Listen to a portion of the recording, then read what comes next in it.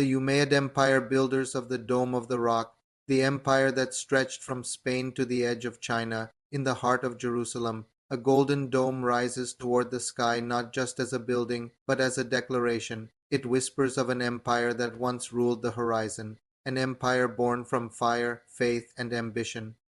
An empire that conquered three continents in less than a century, from the Atlantic waves of Spain to the silent mountains of China. This is not just the story of the Umayyads.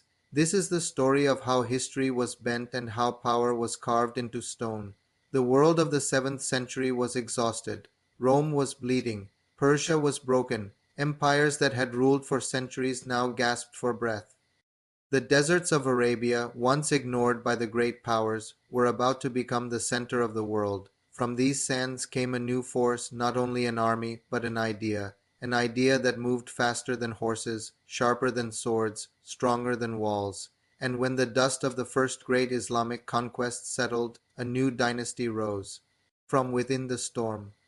They were the Umayyads, not monks, not mystics. They were rulers, builders, strategists. They did not just spread a faith, they built a civilization. The Umayyads were not strangers to power. They came from Quraysh, the same tribe as the Prophet Muhammad, but from a different clan. For years they had resisted Islam. Then history turned. When the Prophet passed, when the Rashidun Caliphate expanded across Arabia, Syria, Egypt, and Persia, the Umayyads watched, learned, waited. And when civil war shattered unity, they struck. Muawiyah ibn Abi Sufyan, governor of Syria, emerged from chaos not as a rebel, but as a king. In 661 CE. He founded the Umayyad Caliphate, and with that single moment, the Islamic world changed forever.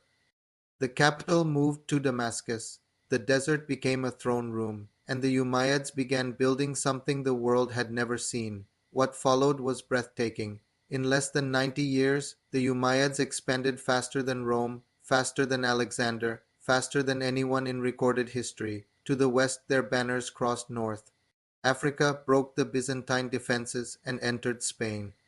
In 711, Muslim forces stepped onto Iberian soil and Al-Andalus was born. To the east their armies rode through Persia, Central Asia, and reached the edges of China, from Atlantic to Asia, from snow to sand, from oceans to mountains. This was not just conquest.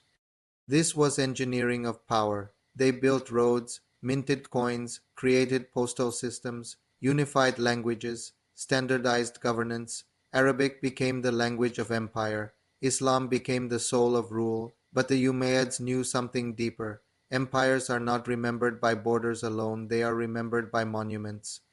Among all Umayyad rulers, one name echoes like thunder through history: Abd al-Malik ibn Marwan. He inherited chaos, rebellion, fragmentation, civil war. But he responded not only with armies but with vision. He reformed currency, centralized administration, made Arabic the official language. He forged unity from fractures. And then he decided to build something that would outlive empires. In Jerusalem, a city sacred, contested, ancient, he ordered the construction of a monument unlike any other. Not a mosque, not a palace, not a fortress, a message carved into eternity. In 691 CE, the Dome of the Rock was completed. It did not look like any mosque before it. It was octagonal, crowned with gold, decorated with verses of the Quran. It rose over the sacred rock, the place of ascension, the place of prophets, the heartbeat of faith. This was not only architecture, this was political theology. The dome declared Islam was not temporary. The Umayyads were not passing rulers. This civilization was here to stay. By building in Jerusalem, the Umayyads placed Islam at the center of world history, in the shadow of Solomon's temple, under the sky of prophets, beside the memories of empires. Gold spoke where swords once ruled. The Umayyads understood something few conquerors did. If you want to rule forever, you must build forever. So they built the great mosque of Damascus, rising on a Roman temple and Christian church, roads across continents, cities like Wasit, Ramla, and Kairouan, palaces in deserts, Qasr Amra, Qasr al-Hayr, Kirbat al-Mafjar. They mixed Roman engineering, Persian elegance, Byzantine art, and Arabic spirit. They created a new civilization, Islamic but global. and for a moment the world revolved around Damascus. But power has a cost. The Umayyads ruled vast lands, but not all hearts. Non-Arabs felt excluded, old rivalries burned, the family of the Prophet remained in the shadows of power. Revolts ignited in Iraq, Persia, Khorasan, whispers turned into movements, movements turned into armies. The empire was strong, but cracks were forming, and from the east, a new storm was rising. In 750 CE, the Abbasid revolution exploded. The Umayyads were hunted, palaces burned, princes executed. An empire collapsed in blood. Only one survived. Abd al-Rahman I fled across deserts, rivers, and enemies until he reached Spain. And there, like a phoenix, the Umayyads rose again, in a new Umayyad state, a new golden age, a new legacy. Today, the dome of the rock still shines, Damascus still remembers, still whispers, the roads they built still guide.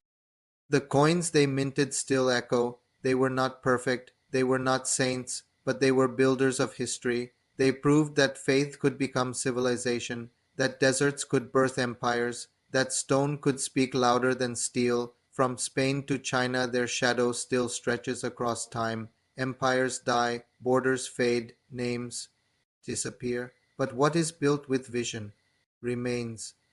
And in Jerusalem, under a golden dome, the Umayyads still speak to us across centuries, reminding the world. History is not written by those who arrive first. It is written by those who build last.